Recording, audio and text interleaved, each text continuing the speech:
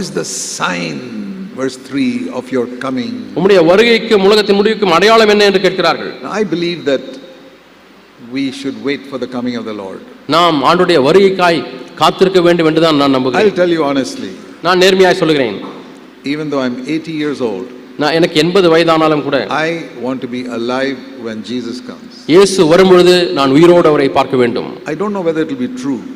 அது உண்மையா என்று எனக்கு தெரியவில்லை. But that is my longing. ஆனால் அதுதான் என்னுடைய வாஞ்சை. I'm not looking for death, I'm looking for the coming of the Lord. நான் மரணத்தை நோக்கி எதிர்பார்ப்பதில்லை, நான் ஆண்டவர் வருகையை எதிர்பார்த்து கொண்டிருக்கிறேன். My goal is not the grave, it's the sky. என்னுடைய லக்கு அவரை பார்ப்பது அல்லாமல் கல்லறை அல்ல. So we must all look for the coming of Jesus Christ. ஆகவே நாம் எல்லாரும் கிறிஸ்துவினுடைய வருகையை எதிர்நோக்குகிறவர்களாய் இருக்க வேண்டும். When you read about wars and rumors of wars in the newspapers, நீங்கள் செய்தித்தாளிலே யுத்தங்களையும் யுத்தத்தின் செய்திகளையும் கேள்விப்படும் பொழுது say that indicates that the coming of the Lord is near. வேதம் சொல்கிறது கர்த்தருடைய வருகை சமீபமாக இருக்கிறது, அது காட்டுகிறது. But if that is so near, அவ்வளவு அது சமீபமாக இருந்தால் what is one thing that we must be careful about? ஆகவே ஒரு காரியம் என்ன முக்கியமான காரியம்? What will be the sign of your coming? ஆண்டவரே உம்முடைய வருகைக்கு அடையாளம் என்ன? There will be a lot of deception. அநேக வஞ்சனைகள் இருக்கும். That is the sign of Christ's coming. அதுதான் கிறிஸ்துவினுடைய வருகையின் அடையாளம். More than wars and earthquakes and famines. பூமி எதிர்ச்சிகள், பஞ்சங்கள், யுத்தங்களுக்கு அதிகங்களை காட்டிலும் He said in verse 7 about war, famine, earthquake. 7ஆம் வசனத்திலே பாருங்கள், பஞ்சங்கள், கொள்ளை நோய்கள், பூமி எதிர்ச்சிகள். But more than that, அதை காட்டிலும் அதிகமாக number of times he speaks about deception. பல சமயங்களிலே வஞ்சனையை குறித்து எழுதுகிறார். Verse 4, 4ஆம் வசனம். verse 3, what is the sign of your coming? 3ஆம் வசனம், உடைய வருகைக்கு அடையாளம் என்ன? Answer, பதில், be careful nobody deceives you. உங்களை வஞ்சியாதபடிக்கு எச்சரிக்கையாயிருங்கள். Because many will say I am Christ and deceive you. அநேகர் நானே கிறிஸ்து என்று சொல்லி அநேகரை வஞ்சிப்பார்கள். Now don't misunderstand that verse. இந்த வசனத்தை தவறாய் புரிந்து கொள்ள வேண்டாம். It's not somebody coming and saying he is Christ. யாரோ ஒரு ஆள் அங்க வந்து நான் தான் கிறிஸ்து அப்படி சொல்வதல்ல. We won't be deceived by that. நாம் அப்படி அவன் சொன்னால் நாம் ஏமாற்றப்பட மாட்டோம். Do you think you will ever be deceived if one man comes and says I am Jesus? யாரோ ஒரு ஆள் வந்து நான் தான் கிறிஸ்துன்னு சொன்னீங்கன்னா நீங்க ஏமாந்து போவீங்களா? What does this verse mean? இந்த வசனத்தின் அர்த்தம் என்ன? Read it carefully, slowly. கவனமாய் மெதுவாய் வாசியுங்கள். Jesus is saying, இயேசு சொல்லுகிறார், many will come and say I am Christ. அநேகர் வந்து நான் தான் கிறிஸ்து என்று சொல்வார்கள். That is Jesus is Christ, that's what they are saying. இயேசுதான் இயேசு என்று சொல்வார்கள். Then you will listen to him. அப்படி இயேசுதான் சொல்கிறார் என்று சொன்னால் நாம் அவரை கவனிப்போம். You believe Jesus is Christ? ஏனென்றால் அவர் இயேசுதான் கிறிஸ்து என்று நம்புகிறார். Tell me. சொல்லுங்க brother. You believe the Bible is the word of God? தேவனுடைய வார்த்தை, வேதம் தேவனுடைய வார்த்தை. Okay, tell me. சொல்லுங்கள். Then you will be deceived. அப்படியானால் நீங்கள் வஞ்சிக்கப்படுவீர்கள். That means people will come in the name of Christ saying that Jesus is the Messiah and then they'll deceive you. இயேசு என்ற பெயரிலே வருவார்கள், இயேசுதான் மேசியா என்று பிரசங்கிக்க ஆரம்பிப்பார்கள், நீங்கள் வஞ்சிக்கப்படுவீர்கள். You won't be deceived by all these other religion preachers. மற்ற மதத்திலே இருந்து வரக்கூடிய போதகர்களினாலே பிரசங்கிகளாலே வஞ்சிக்கப்பட மாட்டீர்கள். Who come and say Jesus is the Christ. ஆனால் இயேசுதான் கிறிஸ்து என்று பிரசங்கிக்க வருகிறார்கள், அவர்கள் மூலமாக வஞ்சிக்கப்படுவீர்கள். அவர்கள் இந்த வேதத்தை எடுத்துக்கொள்வார்கள். You will not be deceived if somebody takes the Gita or the Quran. கீதையோ குர்ஆனையோ எடுத்துக்கொண்டு வந்தால் நீங்கள் வஞ்சிக்கப்பட மாட்டீர்கள். You will be deceived when people take the Bible. வேதத்தை எடுத்துக்கொண்டு பிரசங்கிக்கிறவர்கள் மூலமாக தான் வஞ்சிக்கப்படுவீர்கள். Jesus is the Christ. அவர்கள் இவர்தான் கிறிஸ்து என்று சொல்வார்கள். And he'll talk about the way of salvation. ரட்சிப்பின் வழியை பேசுவார்கள்.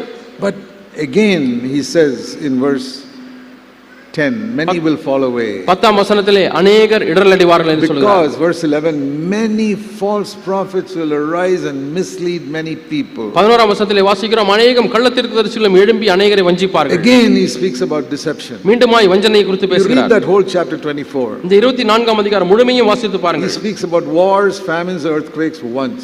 ஒரே ஒரு முறை தான் கொள்ளை நோய்கள், பஞ்சங்கள், பூமி எதிர்ச்சிகள், யுத்தங்கள் என்று சொல்கிறார். He speaks about deception again and again and again. ஆனால் வஞ்சனையை குறித்து மீண்டும் மீண்டுமாய் பேசுகிறார். What is the sign of your coming? Verse 3.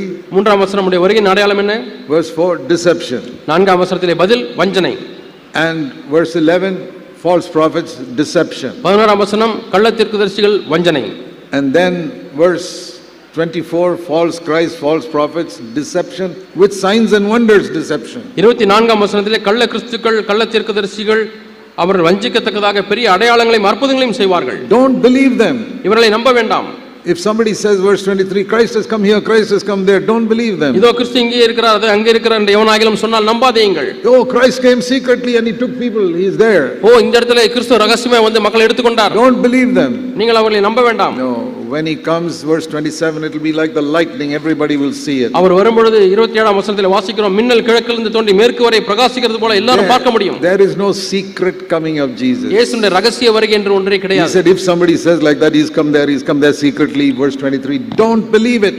அவர் ரகசியமா இங்கே வந்து விட்டார் அங்கே வந்து விட்டார் என்று சொன்னால் நம்பாதீங்க. Because when I come, it says in verse 27, it will be the lightning from the east to the west, everybody will see. நான் வரும்பொழுது எல்லாரும் காணத்தக்கதாக அது மின்னலை போல இருக்கும், கிழக்கிலிருந்து தோன்றி மேற்கே மறைகிறது. Don't believe when they say, oh, he came in the wilderness, verse 26, or he came in that place. வனாந்தரத்திலே வந்து விட்டார் என்று சொன்னால் நாம் நம்பாதீர்கள். 26ஆம் வசனம். So deception is the main thing we have to be careful about. ஆகவே நாம் கவனமாக இருக்கக்கூடிய விஷயமானது இந்த வஞ்சனை. Supposing you know that people are distributing in the newspaper, say there are thousands of false 100 rupee notes going around in Tuticorin. தூத்துக்குடியிலே போலியான 1000 ரூபாய் நோட்டுகள் புழக்கத்தில் இருக்கிறது என்று செய்தித்தாளில் படிக்கிறேன். 100 rupee note, 100 ரூபாய் நோட்டுகள், thousands of them going on. ஆயிரக்கணக்கான false notes, கள்ள நோட்டுகள், 100 ரூபாய் கள்ள நோட்டுகள் ஆயிரக்கணக்கில் புழக்கத்தில் இருக்கிறது என்று சொல்கிறார்கள். Some other country has sent it here to corrupt our financial system. நம்முடைய பொருளாதாரத்தை அசைக்கும்படியாக குழப்பும்படியாக ஏதோ ஒரு நாட்டிலிருந்து கள்ள நோட்டுகளை அச்சடித்து அனுப்பிவிட்டார்கள். What will happen? என்ன நடக்கும்? Every shop you go to, if somebody gives you 100 rupee note, you'll check carefully, is this? நீங்கள் போகிற ஒவ்வொரு கடையிலேயும் 100 ரூபாய் நோட்டை அவள் உங்களுக்கு மீதியாக கொடுத்தாள்னு சொன்னால் நீங்கள் மிகவும் கவனமாய் அந்த நோட்டை பார்ப்பீர்கள். I don't want to keep a false 100 rupee note which will be like a waste paper.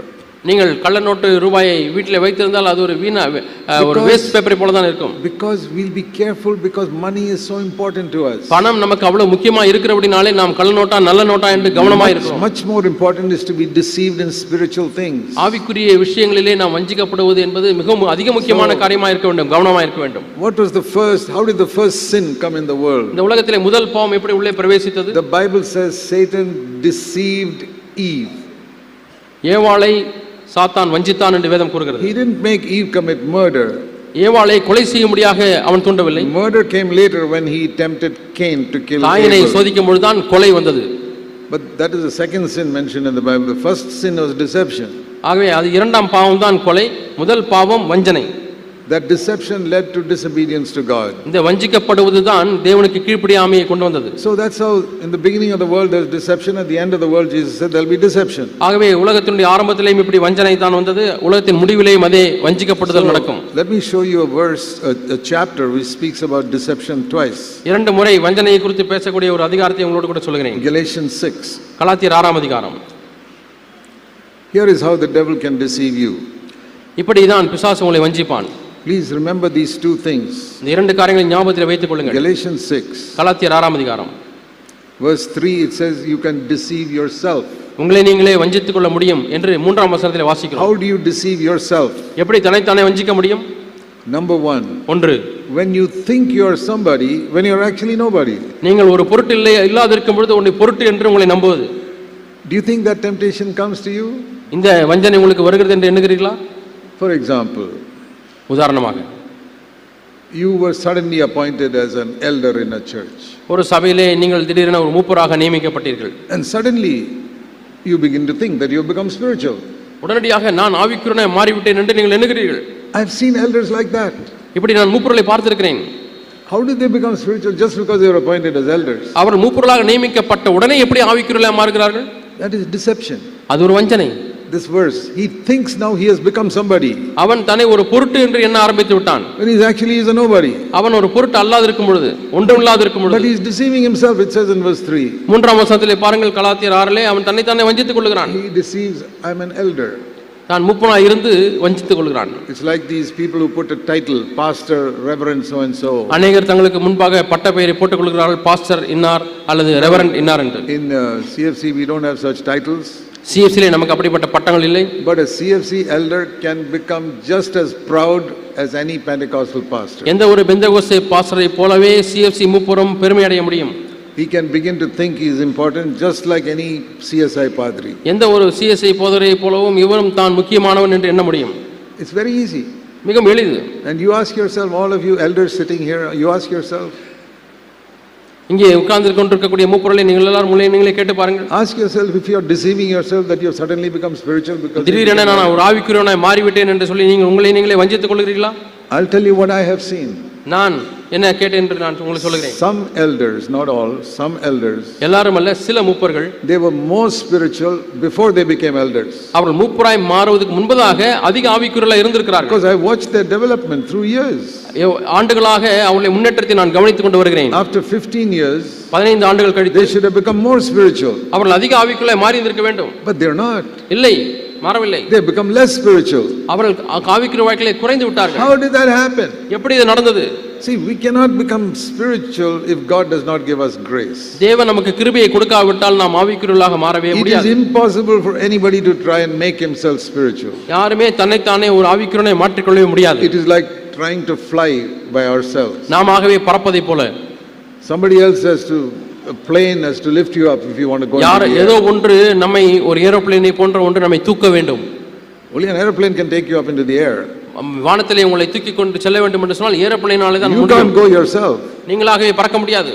Grace is like that. கிருபை அப்படித்தான் இருக்கு. Grace can lift you up. கிருபை உங்களை உயர்த்த முடியும். But if you begin to think I am somebody now, நான் இப்பொழுது ஒரு பொருட்டு என்று நீங்கள் என்ன ஆரம்பித்தால், and you think you're flying above other people in the church, சபையிலே மற்ற மக்களுக்கு மேலாக நான் பறக்கிறேன் என்று எண்ணிக்கொண்டிருந்தால், God withdraws his grace. தேவன் தம்முடைய கிருபையை விலக்கிக் கொள்கிறார். And gradually you sink lower than the people. கொஞ்சம் கொஞ்சமாக மற்ற மக்களை காட்டிலும் நீங்கள் கீழான நிலைக்கு போய் விடுகிறீர்கள். I have seen with my eyes some CFC elders have become less spiritual than the people in their church. நான் என் சொந்த கண்களிலே பார்த்தது என்னவென்று சொன்னால், அவர் சபையாரை காட்டிலும் இந்த மூப்பர்கள் ஆவிக்குரிய வாழ்க்கையிலே குறைந்து விட்டார்கள். But they were more spiritual when they were appointed elders. ஆனால் மூப்பராய் நியமிக்கப்படும் பொழுது ஆவிக்குரியர்களாய் இருந்தார்கள். They were humble, God-fearing people. அவர்கள் அப்பொழுது தாழ்மையுள்ளவர்களாய் தேவனுக்கு பயப்படுகிறவர்களாய் இருந்தார்கள். But somehow this position went to their head.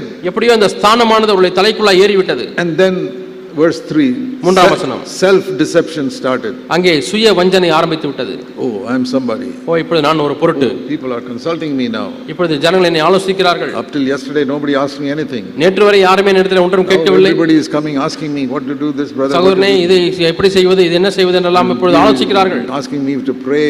ஜெபிக்க முடியாது கேட்கிறார்கள். Asking me to lay hands and pray for them. கரங்களை வைத்து ஜெபிக்க முடியாது கேட்கிறார்கள். Oh, I have become somebody. இப்போ நான் ஒரு பொருட்டாகி விட்டேன். And then they start going down. இப்பொழுது அவர்கள் கீழ் நோக்கி போகிறார்கள். They can't see it themselves. தாங்களாகவே அதை பார்க்க முடியவில்லை. I stand outside and I can see, hey, this church is going down. நான் புறமாக நின்று அவருடைய வாழ்க்கை கீழே நோக்கி போகிறதை பார்க்கிறேன். This has happened and it is happening. இது நடந்தது, இப்பொழுது நடந்து கொண்டிருக்கிறது. Be careful. கவனமாயிருங்கள். Not only elders, மூப்பர்கள் மட்டுமல்ல, even other brothers, they may have a small responsibility in the church. சபையிலே மற்ற சகோதரர்களுக்கும் சிறு சிறு பொறுப்புகள் இருக்கலாம். Maybe you are put in charge of the children, Sunday school. ஒருவேளை நீங்கள் ஓய்வு நாள் பாடசாலைக்கு பொறுப்பாக இருக்கலாம். You have a gift. உங்களுக்கு ஒரு வரம் இருக்கிறது. And the children are so blessed. பிள்ளைகளும் ஆசீர்வதிக்கப்படுகிறார்கள். And wherever there's children's meeting, they call you. எங்கெல்லாம் பிள்ளைகள் கூட்டம் நடக்கிறதோ உங்களை அழைக்கிறார்கள். And you're not an elder, but you begin to think you're somebody. நீங்கள் மூப்பர் அல்ல, ஆனால் நான் ஒரு பொருட்டு என்று என்ன ஆரம்பிக்கிறீர்கள். If there's children's meeting, they will only call me. எங்க பிள்ளைகளுடைய கூட்டம் நடந்தாலும் என்னை தான் அழைப்பார்கள். I'm important. நான் முக்கியமான நபர். And grace departs from that person's life. அந்த நபருடைய வாழ்க்கையிலிருந்து கிருபையானது விலகுகிறது. And he goes down and he doesn't even know it. அவர் கீழே நோக்கி போகிறார், அதை குறித்து உணர்வே இல்லை. Till one day, like that plane crashes. ஒரு நாளிலே அந்த விமானமானது எப்படி தரையை நோக்கி மோதி விழுகிறது. All the petrol is gone. விழுந்த ஏனென்றால் எல்லா பெட்ரோலும் தீர்ந்து விட்டது. So grace has gone from the life, the man crashes. அந்த ஒரு மனிதனுடைய வாழ்க்கையில கிருபை விலகுமானால், நீங்கி போகுமானால் அவன் அப்படியே கீழே போய் மோதுகிறான். Why you have to discover only after you crash? மோதினதுக்கு பிறகு தான் கண்டுபிடிக்க வேண்டுமா? Why not check the petrol tank all the time? Is there petrol there or not? Petrol இருக்கிறதா இல்லையா என்று எல்லா நேரத்திலுமே ஏன் சோதித்து பார்க்க கூடாது? Those who drive scooters and cars always check, what is my petrol level? Car ஓட்டுகிறவர்கள், ஸ்கூட்டர் ஓட்டுகிறவர்கள் எப்பொழுதுமே அந்த பெட்ரோல் டேங்கருடைய நிலவரம் எப்படி இருக்குது என்று அந்த பார்க்கிறார்கள், அந்த மீட்டர்ல பார்க்கிறார்கள். Otherwise you'll be stuck in some road 10 miles away from a petrol bunk. You'll have to push your car till that place. இல்லாவிட்டால் அதை சோதிக்காவிட்டால் நீங்கள் ஒரு இடத்துல வண்டி நின்று விடும், அங்கிருந்து அடுத்த பெட்ரோல் பங்க் 10 கிலோமீட்டர் தூரத்துக்கு போக வேண்டும். So you will check the petrol level all the time. ஆகவே எல்லா நேரத்திலுமே பெட்ரோல் இருக்கிறதா இல்லையா என்று சோதித்து பார்க்கிறீர்கள். You don't want to get stuck. ஏனென்றால் நான் பாதி வழியில் நின்று விட கூடாது. In earthly things we are so careful. ஆகவே உலக காரியங்களிலே நாம் எவ்வளவு கவனமாய் இருக்கிறோம். I want to say to you in Jesus name, நான் இயேசுவின் நாமத்தினாலே உங்களுக்கு சொல்கிறேன், check your grace level. உங்களுடைய கிருபையின் அளவை சோதித்து பாருங்கள். See where the needle is. அங்கே அந்த முள் எங்கே காண்பிக்கிறது என்று பாருங்கள். See if the needle is coming to empty the red mark. அங்கே சிகப்பு கலர் போட்டிருக்கக்கூடிய காலி என்ற நிலைக்கு நோக்கி அந்த முள் செல்லுகிறதா? The grace has gone down. அந்த கிருபை கொஞ்சம் கொஞ்சமா கீழே போய்விட்டது. Because you are not going regularly to the petrol pump to fill it up. ஏனென்றால் நீங்கள் ஒழுங்காக பெட்ரோல் பங்கிலே போய் பெட்ரோல் போடவில்லை. You are not going regularly to the Lord to receive grace. நீங்கள் தேவனிடத்திலே போய் கிருபையை பெற்றுக்கொள்ளவில்லை.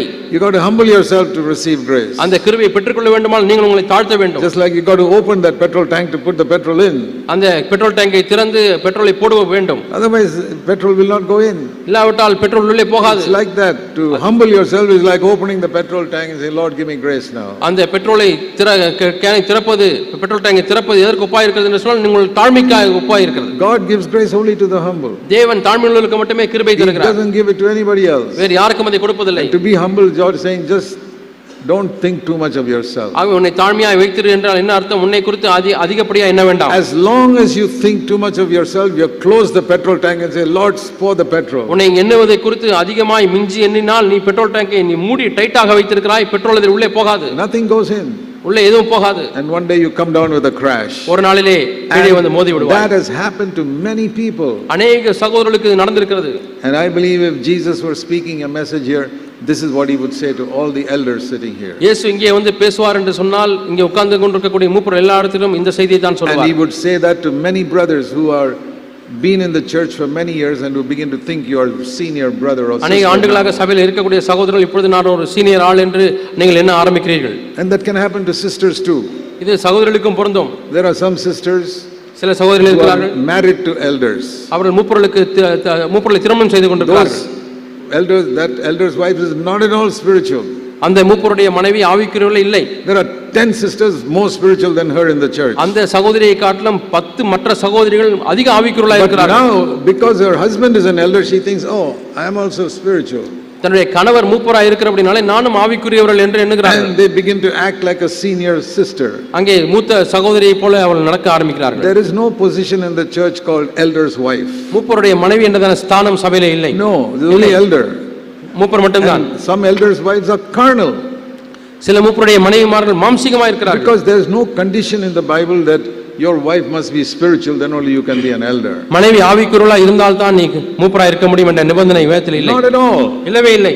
John Wesley was such a godly man, his wife was an utterly carnal person. John Wesley என்பவர் அவ்வளவு ஆவிக்குரிய நபராய் இருந்தார், மனைவி முற்றிலும் மாம்சீகமாக இருந்தார்கள். So don't think you become spiritual because your husband is an elder. ஆகவே உங்களுடைய கணவர் மூப்பராகி விட்டபடினாலே நீங்கள் ஆவிக்குரியவர்கள் என்று எண்ண வேண்டாம். There could be 25 sisters in your church who are more spiritual than you. உங்கள் சபையிலே உங்களை காட்டிலும் அதிக ஆவிக்குரியவர்கள் 25 சகோதரர்கள் You இருக்கலாம். just humble yourself and say, Lord, I don't become spiritual by my husband being an elder. ஆண்டவரே, நான் மூப்பருடைய மனைவியா இருக்கிறபடினாலே நான் ஆவிக்குரியவள் என்று எண்ண மாட்டேன். That depends on how humble you are to get grace. நீங்கள் கிருபையை பெற்றுக்கொள்வதற்கு எவ்வளவு தாழ்மையா இருக்கிறீர்கள் என்பதை பொறுத்து If your இருக்கிறது. husband has opened his petrol tank, he'll get petrol, but your petrol tank may be கணவர் empty. தன்னுடைய பெட்ரோல் டேங்கை திறந்து விட்டார், அவருக்கு பெட்ரோல் கிடைக்கிறது, ஆனால் நீங்கள் இன்னுமாய் திறக்கவில்லை. He gets grace, you don't get grace. அவருக்கு கிருபை கிடைக்கிறது, உங்களுக்கு கிருபை கிடைக்கவில்லை. So please remember that. ஆகவே ஞாபகத்தில் வைத்துக் The கொள்ளுங்கள். other thing is, don't think you're spiritual because you know so much of the Bible. நிறைய வேதம் எனக்கு தெரிஞ்சபடினாலே ஆவிக்குரியவன் என்று எண்ண வேண்டாம். That is another big deception இது இன்னொரு பெரிய வஞ்சனை. among brothers and sisters. சகோதரிகளுக்கும் I know சகோதரர்களுக்கும் the Bible, so I'm spiritual. எனக்கு வேதம் தெரியும், ஆகவே நான் ஆவிக்குரியவன். I'll tell you someone who really knows the Bible. உண்மையாலுமே வேதத்தை அறிந்தவர் யார் என்று சொல்கிறேன். Satan. சாத்தான். He knows the Bible so well, he could even quote a verse to Jesus. இயேசுவுக்கே வசனத்தை அடிக்கோடிட்டு காண்பிக்கக்கூடிய அளவுக்கு வேதத்தை அறிந்திருந்தான். So what does that prove? இது எதை நிரூபிக்கிறது? Knowledge of the Bible makes you spiritual? No. வேத அறிவு உங்களை ஆவிக்குரியவராக்குமா? இல்லை. Knowledge of the Bible can make you like the devil also. வேத அறிவு உங்களை பிசாசை போல மாற்ற முடியும். The Pharisees knew the Bible, they could quote it to Jesus. அவர்கள் இயேசுவுக்கே வேதவசனத்தை காட்டும்படியாக பரிசேயர்கள் வேதத்தை அறிந்திருந்தார்கள். But Jesus said, you are all going to hell. ஆனால் நீங்கள் எல்லாரும் நரகத்துக்கு போறீர்கள் என்று இயேசு சொன்னார். Some poor woman of Samaria who did not even know the Bible, she found salvation. அந்த சமாரிய ஸ்திரீ, ஏழையா இருந்த அந்த ஸ்திரீ வேதத்தை அதிகமாக அறிந்திருக்கவில்லை, ஆனால் அவள் இயேசுவை அறிந்து கொண்டாள். Don't think you're spiritual because you're an elder or because you know the Bible. மூப்பருடைய மனைவி, மூப்பர் எனக்கு வேதம் தெரிகிறது என்பதனாலே ஆவிக்குரியவன் என்று எண்ண வேண்டாம். The most spiritual man that walked on the earth was Jesus Christ. இந்த பூமியிலே வாழ்ந்த நடந்த மிகுந்த ஆவிக்குரியவர் யார் என்று சொன்னால் இயேசு கிறிஸ்து. And the number one characteristic of his life was humility. அவருடைய வாழ்க்கையின் முதல் தன்மை தாழ்மை.